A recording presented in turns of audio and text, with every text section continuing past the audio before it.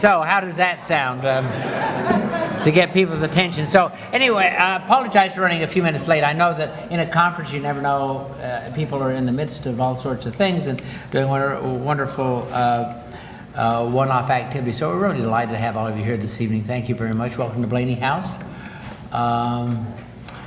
And the home that David and Susan built, they're right here, the Hardesties, and I lived in the other half of it, and this was a garage. So anyway, beautiful garage right now, as a matter of fact. And it is such a delight to have you here, and of course, such a celebration. And the celebration of Pearl S. Buck. I was thinking about it. I grew up in a very small town, Vernal, Utah. I joke about the fact I'd never seen a non-Mormon or a Democrat until I was 18. It was a very small town, but you know, we had no radio, we had no television, we had no movie theaters, and I can remember reading The Good Earth a number of times, as a matter of fact, so it always had an influence on my life, thinking about it and thinking about China, thinking about a number of things. So I want you to know that it is an honor for me to be here with all of you, and in reality, Pearl S. Buck and her work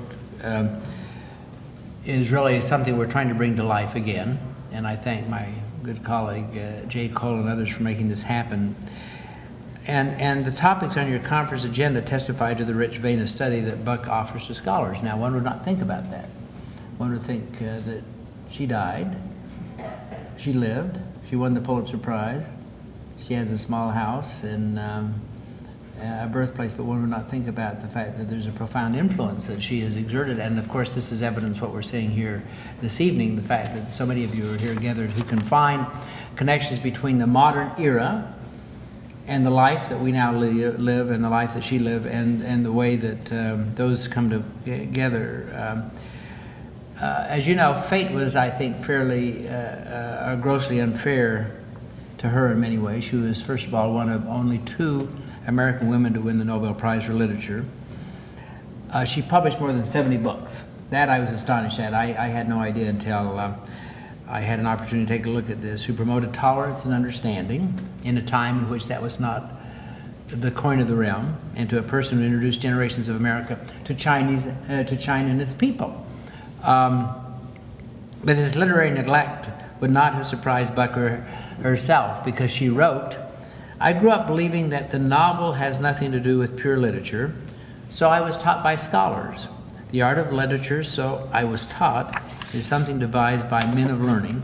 Out of the brains of scholars come rules to control the rush of genius, that wild fountain which has its source in deepest life." Interesting. She had a way with words, didn't she, by the way? This conference reminds us that Buck's life and writings, drawn from that wild fountain, love that word, offers much to nourish our spirits.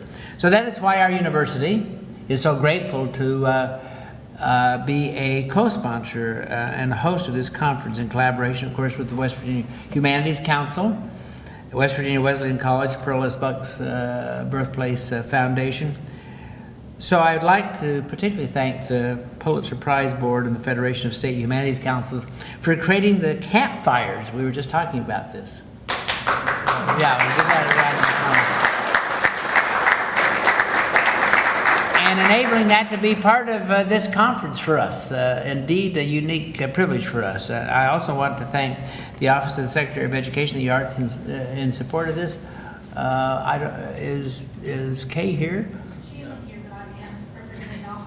Okay, well, would you tell Kay that I actually did say nice things? No, just kidding. As all of you know, Kay Goodwin and I have been very close friends for a very long period of time. I think the roll over Lisa Martin.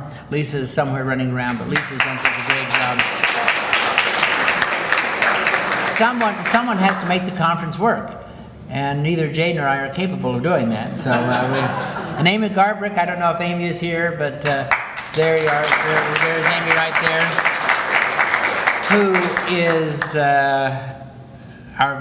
our valued colleague in the President's office, and And so she knows and has made all things Pearl come to life, as a matter of fact. The members of the Conference Planning Committee, Kirk Judd from the Buck Birthplace, Brett Miller from West Virginia Wesleyan, Mark Payne from the Humanities Council, and John Cuthbert and Lisa Martin and Jay Cole from our university. I'd also like to thank the organizations that comprise our Pearl S. Buck partnership. And I think, Jay, we're going to hear brief marks from each one of them, but the Pearl S. Buck International in Percassi, am I saying that right? Percassi. Thank you very much. I practiced all day and then I had it wrong. Where in hell's sake is Percassi? No, just kidding. Percassi, Pennsylvania, represented this evening Vice President, CEO Janet Minster, I assume, right? Oh, there you are. Oh, okay. I'm sorry. Well, now I got the name mixed up and I got that's all right. We'll let you. The Birthplace Foundation, represented this evening by the Foundation Board President B.J. Goodmanson. Yeah, very good. I got it right this time. The West Virginia Humanities Council, represented this evening by Executive Director Ken Sullivan, who's sitting right there, and his wife Deborah. And West Virginia Wesleyan, represented by Brett Miller. I met Brett today, as a matter of fact, and Brett is not only an archivist, a music librarian, a coordinator of the Americas Club, he's also is our organist for commencement, and does a fabulous job. Give him a round of applause.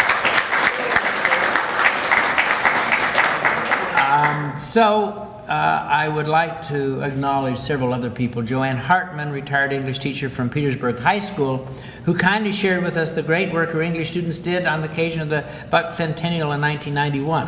And Connie Shearer Riley, retired columnist for the Charleston Gazette, who covered Pearl's birthday visit to West Virginia in 1971. There we go. Connie is here this evening. Are you with your husband, Ron? There you are, right there. Good, great, good. And of course, West Virginia University, we are proud that our libraries contain priceless collection of Buck's literary manuscripts. And we're proud also, with our partners, we are broadening academic explorations. So, as Buck said, story belongs to the people. They are sounder judges of it than anyone else, for their senses are unspoiled and their emotions are free. Way with words again, as I say. So we're thrilled that all of you are here this evening, scholars and friends, and we look forward to a wonderful evening, and look forward to the fact that this conference, I think, will have a wider swath and continue to widen itself over the years. So thank you very much, everyone. Have a great evening.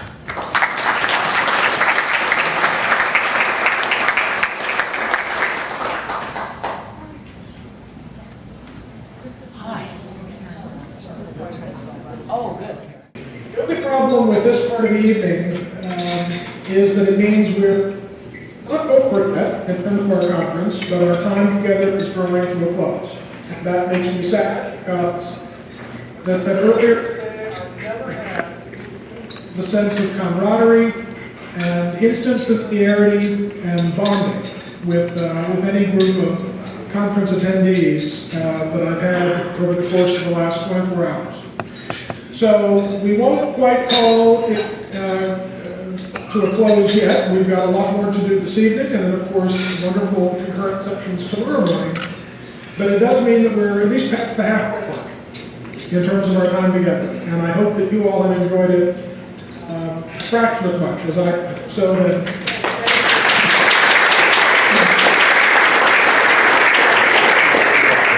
If so, it's been a great success. And as I was talking with my table mates at dinner, we're already planning the 2018 Living Gateway Conference. Perhaps our friends in Percassi or in Buchanan or in Hillsborough will host that. So keep your calendars clear. Sometime in 2018, more to follow. But we're going to keep this going. This is the first, but it won't be the last time we gather to celebrate the life and legacy of Pearl S. Buck. It really has been, from the very beginning of this, a team effort, a partnership endeavor. And so this evening, in order to celebrate that partnership, that's what the purpose of this evening's dinner is, celebrate partnership. We'd like to have each of the four organizations that make up our partnership. I know this is fading in now. It's the Ghost of Pearl. Okay.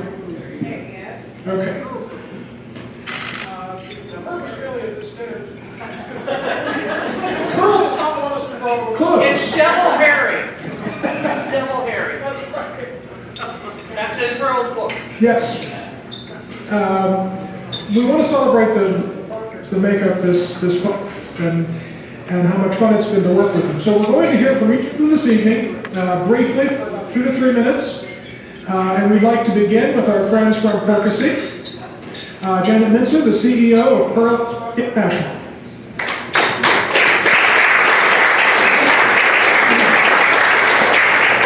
Thank you, everyone. First, I'd like to thank President G for hosting us tonight and the conference committee for putting together such a fabulous concert.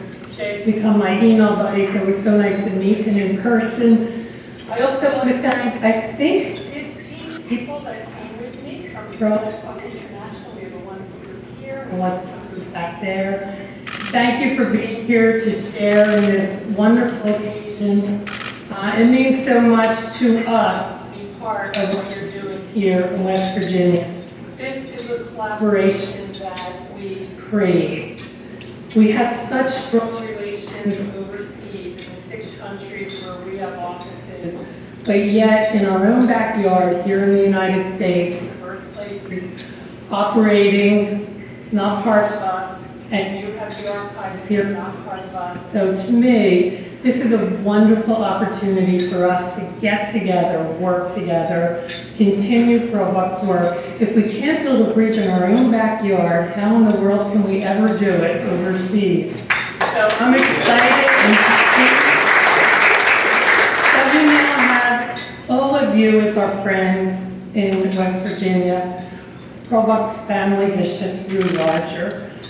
And I'm also really excited, and I hope many of you got to hear Dr. Yao's presentation about China this morning. He talked about the wonderful work and the recognition that's occurring for Pearl Buck in China, her historic homes, her continuing legacy. And this is great opportunities for us to continue Pearl Buck's legacy by working in China. There's opportunities, symposiums, educational partnerships, student exchange, student recruitment, university faculty exchange.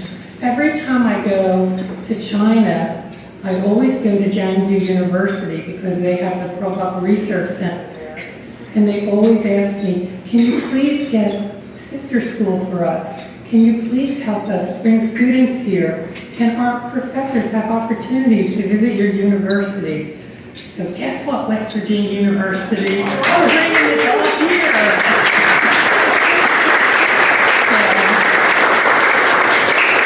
Our goal at Pearl S. Buck International is to not only continue working in the 6 countries, helping children who face discrimination because of their birth, but also do a great deal of service here for children in our community that exposes them to we live in today, and that means we see ourselves as a bridge builder, just like Pearl Buck.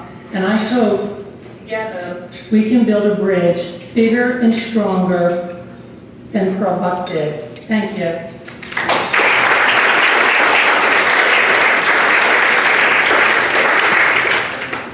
Thank you, Janet, very much. I second everything you said.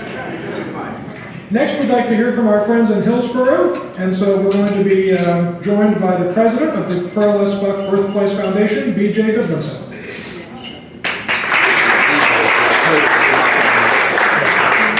Sure, we can do this.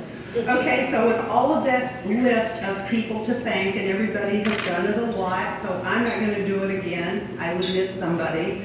But I do want to thank all of the participants, because without you having the desire to come here to take part in this, why, we would all be playing to an empty room, I suppose. So thank you to all of you.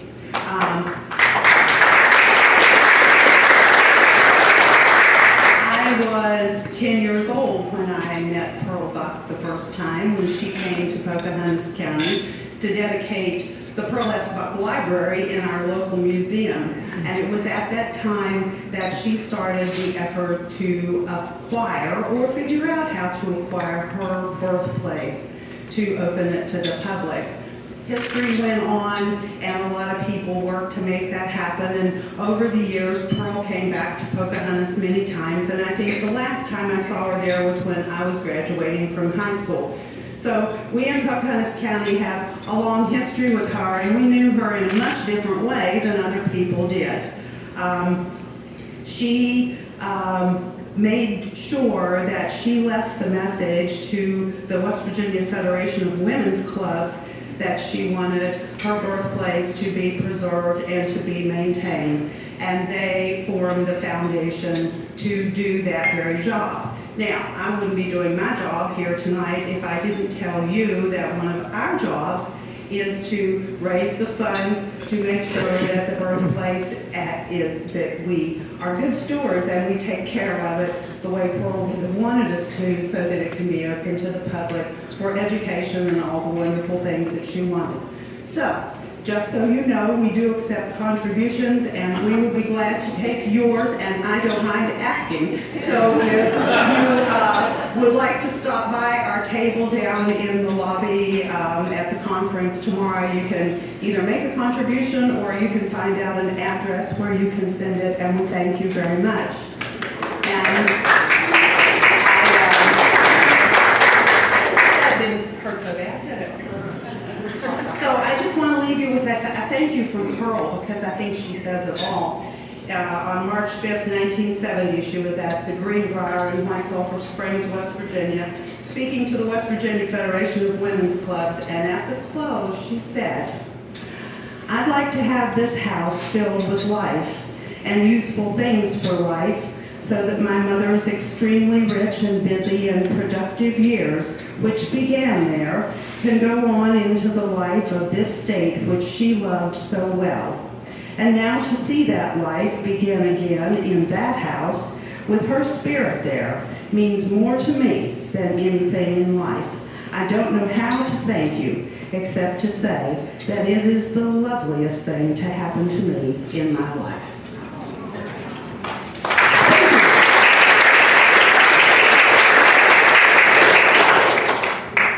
Thank you, BJ, very much. And now our friends from Buchanan, represented by Brett Miller.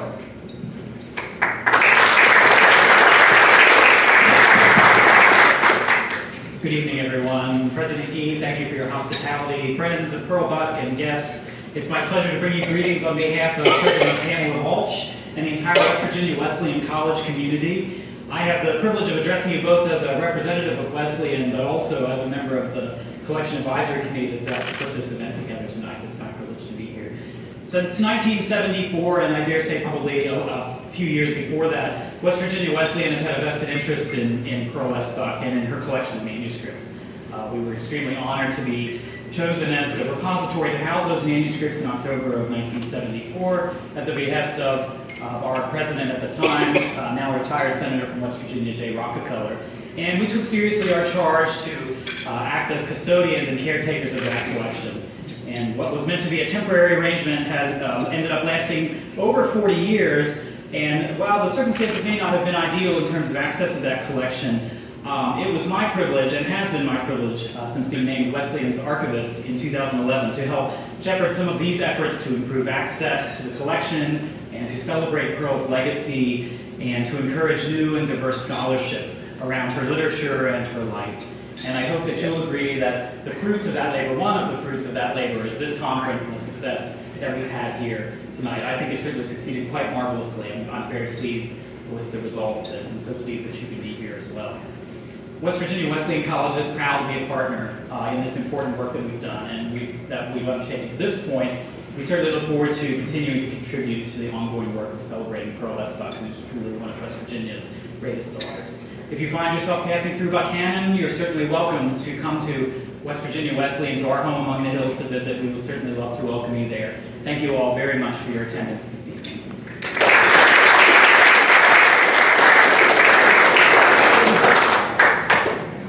Our fourth and final partner, certainly not least in any way, shape, or form, And I need to say one thing about the Humanities Council before I turn the microphone over to Ken. As I said earlier today, this event, this conference is made possible by the fact that the Humanities Council was willing to partner with us and with the Birthplace and with West Virginia Wesleyan to make Pearl S. Buck the Pulitzer Prize recipient from West Virginia, who was recognized as part of the Pulitzer Centennial Campfire Initiative. And so were it not for their willingness to reach out and work with us, we wouldn't be gathered here this evening. So for that reason, and 1,000 other reasons why the Humanities Council is so important, and really the jewel in West Virginia's crown, pleased to introduce Ken Sullivan, the Humanities Council Executive Director.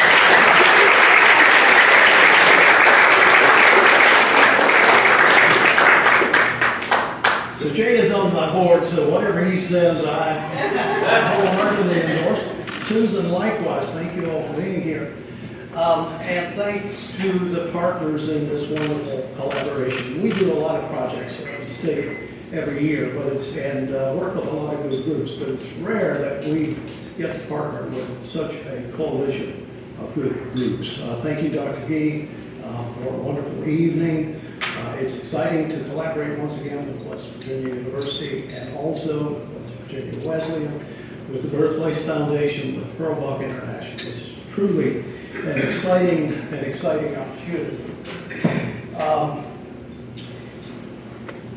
We want to thank also, and I know it's been mentioned earlier, the group that really made all this possible, the Pulitzer Organization, the Mellon Foundation, working through the National Federation of State Humanities Councils, decided to offer money to councils nationwide to celebrate the Pulitzer Centennial, 100 years of Pulitzer Prizes. And there were a wide variety. I don't think anybody else is doing Pearl, but certainly there were a wide variety of programs nationwide, just about every state, some of the territories, to celebrate the Pulitzer heritage. So we're so excited about that. A personal thanks to the people working to make this happen, Jay and John and Brett and Mark Payne of our staff, Kirk Judd. I know there was an inner circle of people that really brought this off, and it's reflected in the conference. Everything I've heard has been just remarkable. So, Jay, that was my 2 or 3 minutes, and now I get to introduce the evening's presentation.